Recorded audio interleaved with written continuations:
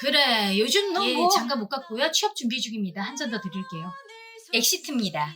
주인공 용남은 대학교 산악 클라이밍 동아리의 에이스였는데요. 지금도 힘과 운동신경은 여전해서 철봉 하나만큼은 잘하지만 취업 면접에서는 불합격 통보를 받기 일수인 대졸 백수죠.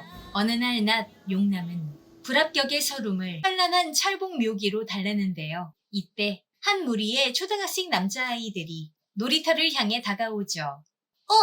복남이다. 진복남. 진복남? 그게 누군데? 진격의 철복남이라고 동네에서 유명해. 옛날에 저 아저씨 애인이 철봉하다가 떨어져서 죽었대. 그래서 미쳐가지고 철봉만 보면 저러는데 원래는 엄청난 천재였대. 그럼 지금은 동네 바보지 뭐. 야, 가자. 우리 딴 데 가서 하자. 지호야! 너 여기서 뭐해? 너희들이 지호 친구들이니? 용남의 조카 지호는 용남이 인사해도 삼촌을 창피해하며 무시하고 서둘러 가버리죠. 어머니의 칠순잔치가 열리기 전 큰 누나 정연이 친정에 김치를 가지러 오는데요. 아니 지금 시간이 몇 시인데 애들 밥도 안 줬어? 아까 카레 먹였어. 애들이 인도 사람도 아니고 그냥 허구한 날 그놈의 카레는. 에이. 정연은 이번에도 취직에 실패한 용남의 방에 들어와 잔소리를 해대는데요. 잔치에 입고 갈 정장은 있냐며 옷장을 뒤지던 정연은 용남이 클라이밍 장비들을 쌓아둔 걸 발견하고 폭풍 구박을 시전하죠. 아니 동아리를 하려면 제대로 된 거 영양가 있는 걸 했어야지. 산악부가 뭐야 산악부가. 너 10만이 할 거야? 칠순잔치 날 용남은 집에서 머리를 곱게 빗어서 깔끔한 포마드 헤어를 완성했는데요. 한복을 곱게 차려입은 엄마가 다가와 너는 가르마가 이쪽으로 이렇게 와야 정말 멋있어. 자. 흐뭇하게 웃으면서 머리를 다 망쳐놓죠. 이날 오후 온 가족과 친지들이 연회장인 구름정원에 모였는데요. 아부에 능한 매형들과 아무 생각 없이 팩폭을 가하는 사촌동생들, 말뿐인 위로와 자격지심 등 용남에게는 여러모로 불편하기 짝이 없는 자리죠. 가족들과 기념사진을 찍으려던 순간 용남은 직원들 사이에서 낯익은 얼굴을 발견하는데요. 동아리 후배였던 의주가 연회장의 부점장이었던 거죠. 당시에 용남이 고백을 했지만 의주가 친한 오빠 동생 사이로 지내자며 거절을 했던 터라 오랜만에 만난 두 사람의 사이는 어색하죠. 나 여기서 일하는 거 알고 있었어? 아니, 나 완전 깜짝 놀랐다니까. 검색하다가 여기 좋다는 글이 하도 많아서 여기 왔는데 어떡해. 야, 네가 여기 딱 있냐? 아, 그거 다 내가 쓴 건데. 용남은 벤처기업 과장이 됐다는 거짓말을 늘어놓죠. 연회장으로 돌아간 용남은 큰 누나한테 끌려서 한 친척 어르신께 술을 따라드리는데요. 그래, 요즘 너 예, 뭐? 장가 못 갔고요. 취업 준비 중입니다. 한 잔 더 드릴게요. 밤 11시, 늦은 밤인데도 용남의 누나와 매형들은 여전히 신나게 노래를 부르고 엄마는 남은 잔치 음식들을 비닐봉지에 담고 있죠. 용남은 추태 부리지 말라며 부끄러워하다가 엄마 좀 말려보라면서 큰 누나 정연을 불러 세우는데요. 아, 엄마 뭐해? 닭강정이나 동그랑땡 이런 걸 써야지 애들이 먹을 수 있는 걸로. 게다가 의주가 아까 부탁하신 거라며 비닐 지퍼백을 가져다 줘서 용남을 더욱 민망하게 만들죠. 한편 의주는 휴식 중 동아리 친구와 통화하다가 용남이 백수 신세라 동문회에 잘 안 나온다는 사실을 알게 되죠. 그제야 잔치를 끝내고 용남 일행은 집으로 돌아가기 위해 연회장을 나서는데요. 그런데 어디선가 이상한 소리가 들리더니 난데없이 가스통 하나가 유리창을 깨고 날아들어오고 평화로웠던 연회장은 순식간에 공황 상태에 빠집니다. 놀란 용남의 가족들은 부랴부랴 건물 밖으로 빠져나가고 의주가 달려오다니 용남을 붙잡아 아까 무슨 소리냐고 묻죠. 용남은 대충 자초지종을 설명해주고는 같이 가자고 하는데요. 의주는 용남의 손길을 뿌리치고 달려가선 비상벨부터 울리죠. 그리고 다른 홀에 남아있던 돌잔치 가족들에게 어서 대피하라고 소리치죠. 모두 무사히 1층까지 내려오지만 도심 길바닥에 엄청난 높이의 가스 파도가 몰려와 가스에 노출된 사람들은 가슴을 쥐어 뜯거나 헛구역질을 하며 도망치고요. 오랜 시간 노출된 사람들은 바닥에 쓰러져 있거나 숨을 쉬지 못해 꺽꺽거리며 거품을 토하고 있죠. 우왕좌왕하는 용남의 가족들에게 의주는 건물로 올라가라고 소리치고요. 다들 다시 건물 안으로 들어가는 중에 지호가 혼자 남아서 발을 동동 굴리고요. 용남이 왜 그러냐고 묻자 지호는 엄마가 안 보인다면서 울먹이죠. 그런데 저 멀리서 차를 몰고 나타난 정연이 엄마 아빠 모시고 빨리 오라고 소리칩니다.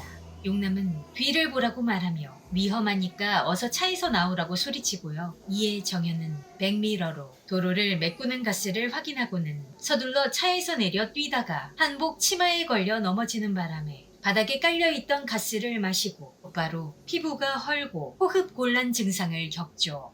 이에 용남은 위험을 무릅쓰고 바로 누나를 들쳐업은 채 일행들과 건물 안으로 들어가 응급처치를 하고요. 용남과 의주가 대걸레 자루와 식탁보를 가져와 들 것을 급조해 정연을 씻죠. 용남은 창밖의 길거리를 유심히 본 뒤 가스가 바닥부터 위로 차오른다는 걸 간파하고 사람들에게 옥상으로 이동하자고 말하는데 다들 쭈뼛대며 선뜻 움직이지 않죠. 용남이 제발 내 말 좀 들어달라고 애원하는데 그때 모두의 폰으로 옥상 대피라고 안내된 재난 문자가 오자 그제야 모두들 서둘러 움직이죠. 일행은 건물 안에 갇히는데요. 하지만 하필 옥상 문은 잠겨 있었고 키를 가지러 1층 경비실까지 내려가려니 이미 아래층에는 가스가 차오르고 있었죠. 모두가 발만 동동 구르고 있던 그때 용남은 자신의 클라이밍 실력을 살려 건물 외벽을 타고 옥상으로 올라가 잠긴 문을 열겠다는 무모한 생각을 하게 되고요. 그래서 옆 건물의 옥상이 보이는 방 창문에 구름정원이 받은 상패들을 집어 던져 유리를 깨뜨립니다. 모두들 내려와 말리자 용남은 마음이 약해질까봐 그냥 창밖으로 돌진해 뛰어버리는데요. 점프가 조금 짧아 발을 헛디디지만 겨우 난간을 붙잡고 버텨내죠. 이에 놀란 가족들이 멋모르고 용남에게 연결된 줄을 잡아당기는 트롤 짓을 하는 바람에 오히려 추락할 뻔하지만 의주가 당기면 더 위험하다고 만류하자 천천히 줄을 놓으며 참사는 면하죠. 그리고 반대편 건물 옥상으로 무사히 건너가는데 성공합니다.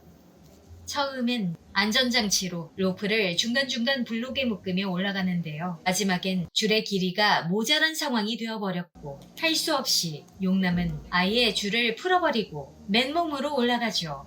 중간중간 떨어질 뻔한 위기를 겪긴 하지만 용남은 목숨을 건 기술을 반복한 끝에 기어이 옥상까지 올라가는데 성공하고 잠긴 옥상문을 열게 됩니다. 덕분에 가족들은 모두 옥상으로 대피할 수 있었지만 아버지는 한 번만 더 이런 무모한 짓 하면 절대 용서하지 않을 거라고 화를 내죠. 이는 아버지가 가부장적이고 고마움을 몰라서 그러는 게 아니라 아무도 나서지 않는 위험한 상황에 하나뿐인 아들이 무모한 도전을 하는 것에 대한 걱정이 크기 때문이죠. 조금 전 연회장에서 대피할 것을 주장한 용남을 가장 먼저 믿어준 사람도 바로 아버지였죠. 괜찮아? 아유, 손은 왜 이렇게 떨어? 엄마 현옥은 맨몸으로 빌딩벽을 등반한 용남의 손을 보며 걱정하죠. 겨우 옥상까지 올라왔지만 수많은 건물들 중에서 구조 헬기한테 선택되기는 쉽지 않은 상황이었죠. 저기 여러분! 잠깐만요! 이게 SOS 구조 신호예요. 자, 머리 위로 들어주세요. 함께 박자를 맞춰서 하는 게 가장 중요해요. 시작! 따다다다다다다다다다! 더 크게! 따다다다다다다다다! 일행은 의주의 지도에 따라 단체로 헬프를 상징하는 H자로 서서 휴대전화 라이트를 점등해 모스부호를 외치고 사촌 동생들이 노래방 기계를 끌고 와 고래고래 큰 소리를 쳐보지만 헬기는 번번이 그들을 지나치죠. 모두가 지쳐가던 그때 의주가 기지를 발휘해 두꺼비 집으로 건물 네온 사인을 계속 전멸하고요. 헬기를 타고 수색하던 조종사들 역시 건물 네온 사인이 계속 깜빡이는 걸 보고는 사람이 있다는 걸 알아채고 구조용 버킷을 내리죠. 이제 헬기를 타고 무사히 빠져나가는 일만 남았다고 생각했는데요. 용남과 의주만 남은 상황에서 하필 구조용 버킷이 만원이 되죠. 용남은 자기 가족을 헌신적으로 도와준 의주를 혼자 두고 가기 미안해서인지 좀 더 가벼운 의주만이라도 태우려고 하는데요. 의주는 책임자인 부점장식이나 되어서 손님을 혼자 남겨놓고 갈 순 없다며 타지 않았고 결국 두 사람 모두 옥상에 남게 되죠. 미안해 의주야. 우리 가족 때문에 네가. 무슨 소리야. 손님들 먼저 보내는 게 당연한 거지. 나 구름정원 부점장이야. 넌 어쩜 이런 상황에서도. 난 아직 멀었어. 나도 타고 싶어. 헬기 금방 온다고 했으니까 너무 걱정하지 말자. 알았지? 언제 와? 언제 와? 이후에도 다른 헬기들에게 도움을 요청해보지만 다수의 인명을 우선적으로 구조하라는 명령을 받은 터라 전부 그들을 지나치죠. 이때 용남은 더 멀리 높은 건물에 있던 사람들이 헬기에 구조되는 걸 보고요. 의주야, 내가 여기서 나가기만 하면 저렇게 높은 건물로 된 회사에만 원서낼 거야. 무조건 층수만 보고 저기 있는 사람들은 다 구조해줬을 거 아니야. 그러게 저런 데서 일하지 뭐 한다고 아직도 놀아. 의주는 이미 백수란 거 다 들었다. 뭐하러 거짓말했냐고 말하고 용남은 뻘쭘해하죠. 가스가 점점 차오르는 이곳에서 잡기 힘든 헬기를 마냥 기다리기만 할 수는 없었기 때문에 용남과 의주는 다른 건물로 이동하기로 결정하고 다시 연회장으로 내려와 건물 외벽을 탈 때 썼던 로프를 챙긴 뒤 홀 테이블에 놓인 배낭 안에 넣죠. 치마 유니폼과 구두를 벗고 추리닝과 운동화를 착용한 의주가 테이프와 종량제 봉투를 들고 나타나고요. 두 사람은 방독면과 고무장갑, 종량제 봉투를 테이프로 엮어 만든 반이 방호복을 입고 정화통의 사용 시간을 확인하기 위해 휴대전화 스톱워치를 팔에 부착한 채 건물 밖으로 내려가 달려가죠. 두 사람은 무사히 방탈출 카페가 있는 건물로 옮겨가는데요. 옥상으로 올라와 보니 이미 옥상 바닥에 가스가 차 있었고 정화통의 사용 시간이 다 돼가는데 예비용 정화통은 하나만 남은 상황이 되자 용남은 의주에게 기다리라고 한 다음 건물을 빠져나와 암길역으로 내려가죠. 지하철 역사 내부는 이미 가스가 가득 차 앞이 보이지 않는데요. 용남은 시각장애인용 노란색 점자 블록을 밟고 가는 방법을 터득하고 마침 경고음과 경보등이 울리는 보관함에서 새 정화통을 챙깁니다. 반면에 건물 옥상에 혼자 남은 의주는 가스가 몸의 절반 이상으로 차오르자 장갑을 벗고 클라이밍 실력을 되살려서 힘겹게 옥외 계단실 건물의 위로 올라온 뒤 걸터 앉아 돌아오지 않는 용남을 원망하죠. 이 용남 개새끼 진짜! 매정한 새끼 개새끼! 왜 혼자 가는 거야? 내가 너 절대 용서 안 해, 이 용남! 치사한 새끼, 내가 이럴 줄 알았어, 이런 씨! 발로마! 내가 기다리라고 했잖아. 안 보여가지고 엄청 걱정했네. 그래도 다행이다. 사다리가 있어가지고. 사다리가 있네? 이번엔 어느 헬스장 건물로 옮겨가는데요. 얼마 안 가 이곳에도 가스가 차오르고 옆 건물로 넘어가야 할 상황이 닥치죠. 용남은 의주에게는 마지막 방독면 정화통을 주며 넌 1층으로 넘어가고 난 로프로 건너가겠다고 하는데 의주가 연회장 건물처럼 옥상이 잠겨있거나 1층 문 자체가 잠겨있는 상황이 생길 수 있다고 지적하자 둘 다 옥상으로 건너가기로 결정하죠. 둘은 헬스장을 활용해 아령 여러 개의 줄을 매달아 반대편 옥상에 던져서 무게추로 고정시켜 로프를 만들어내고요. 오빠 내가 먼저 갈게. 시간 없어. 내가 오빠보다 가볍잖아. 근데 의주야, 너 몸무게가 몇인데 지금까지 던진 걸로 버틸 수 있겠어? 의주는 멈칫하더니 5kg 아령을 추가로 던져 57kg으로 만들죠. 이제 됐어. 이 장면은 고증이 잘 된 부분으로 임유나 배우의 몸무게는 이보다 훨씬 적게 나가지만 통계청 자료에 따르면 20대 여성의 평균 몸무게는 2017년 기준 56.5kg이죠. 일단 의주가 먼저 건너간 뒤 자기 체중을 더해서 로프를 붙들고 용남이 건너가려는 찰나 그 건물 아래층의 가스가 고깃집 후드에 빨려 들어가 의주가 있는 옥상으로 분출되죠. 그러자 용남은 의주에게 줄을 풀고 어서 피하란 말을 하고서 연기가 자욱한 헬스장으로 다시 돌아가는데요. 의주가 로프와 가스 연기를 번갈아 보며 고민하던 그 순간 용남의 고함과 함께 연기 속에서 캐틀벨이 날아와 옥상에 고정되고 그새 방독면까지 착용한 용남이 재빨리 줄을 타고 건너오죠. 다른 건물로 옮겨간 용남과 의주는 옥상에서 헬기를 기다리지만 잘 되지 않고요. 용남은 구조 요청 통화를 하는데요. 더 이상 대피할 곳이 없다니까요. 의주는 아침 옥상 위에 세워져 있던 사람 크기의 등신대 여러 개와 마네킹들을 모아놓고 예, 저희 지금 2명. 오빠! 20명이요. 사람 많은 척 꼼수를 쓰며 구조를 요청하죠. 다행히 소방 헬기가 그들을 발견하고 구조하러 오는데요. 이때 둘은 반대편 건물의 보습학원에서 어린 학생들이 고립되어 있는 걸 목격하죠. 둘은 아이들에게 어서 옥상으로 가라고 외치는데요. 아이들은 옥상문이 잠겨 갇혔다며 울부짖죠. 용남은 왜 항상 옥상문을 잠가놓는 거냐며 울분을 토한 뒤 아이들에게 창문 근처에 간판과 사다리를 이용해 옥상으로 이동해 문을 열라고 하지만 한 남학생이 시도하다 실패해 추락할 뻔해 답답한 마음에 발을 고르죠. 봤다! 의주야, 헬기가 우리 봤어. 여기 봐봐. 일로 오고 있잖아. 예, 여기요. 됐다. 이제 살았어. 쟤는 어떻게? 둘은 결국 눈물을 머금고 등신대와 마네킹, 자기들의 몸을 바닥에 눕혀서 아이들 쪽으로 화살표를 만들어 소방 헬기가 발견해 구조하도록 양보를 하죠.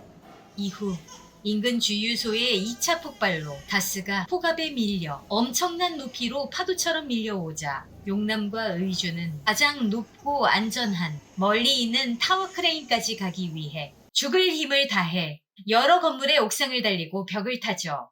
이때 용남의 아버지가 부탁한 드론이 드디어 용남과 의주를 발견하면서 그들의 영상은 방송국에 전달되어 곧 전국으로 실시간 생중계되죠. 덕분에 가족들은 두 사람의 현 위치를 알게 되죠. 그런데 단 한 건물만 남은 상황에서 건물은 줄을 타기에 너무 멀리 있었고 촬영하던 드론까지 배터리가 다 닳아 추락해버리자 용남과 의주는 자포자기해 주저앉아 울기 시작합니다. 용남은 이번엔 취업 성공할 줄 알고 일부러 네가 일하는 연회장을 찾아서 예약한 것이라고 고백하며 오열하죠. 바로 그때 화제의 방송을 본 사람들이 각자 날려보낸 여러 대의 드론들이 두 사람의 주위로 몰려들고 다 함께 프로펠러 바람을 날려 유독가스가 오지 못하도록 막아주죠. 정신을 차린 용남은 그중 한 드론에게 바닥에 그림을 그려 작전을 설명하고 드론에 줄을 달아서 반대편 건물의 휘어진 파이프에 어렵게 걸죠.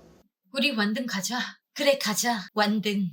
둘이 함께 하강으로 건너가려고 하는데 경사가 약해서 중간에 멈춰버리죠. 이에 의주가 줄을 끊어 안동으로 건물로 넘어가려 하는데 동시에 고리에 걸어놓은 줄이 풀려버리면서 추락하게 되고 같이 묶여있던 드론도 이 여파로 부서지면서 화면은 비명을 지르며 추락하는 둘의 모습을 비춘 뒤 끊어집니다. 이렇게 영화 엑시트의 줄거리와 명장면을 제 목소리 더빙으로 소개해드렸어요. 포스터가 B급 코미디 액션물처럼 만들어졌다는 소리가 참 많았는데요. 그래서 마케팅을 잘못했다는 의견도 있지만 결론적으로는 개봉 첫날부터 박스오피스 1위를 하며 손익분기점 350만을 훨씬 넘긴 최종 관객수 942만 명으로 엄청난 흥행 성적을 거두었죠.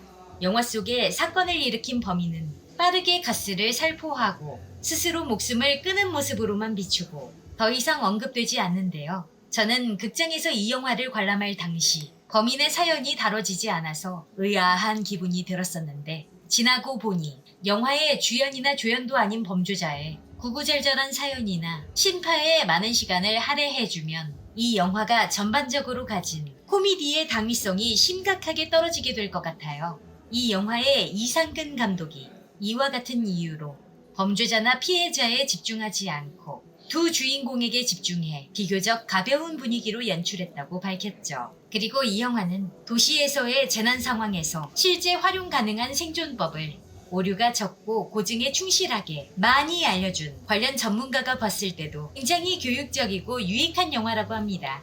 영화 엑시트는 넷플릭스, 왓챠, 티빙, 웨이브에서 절찬 스트리밍 중이고요. 그런 일이 절대 안 생기길 바라지만 언젠가 예상치 못한 재난 상황을 맞을 수도 있는 크고 작은 도시에서 살고 있는 모든 분들께 강력 추천드립니다. 다음에도 흥미로운 한국 작품 이야기 오디오로 들려드리고 이야기와 어울리는 비디오 보여드릴게요. 시청해주신 여러분 감사드리고요. 구독과 좋아요 해주시면 아주 많이 감사드려요. 출발 오디오 여행이었어요. 고맙습니다.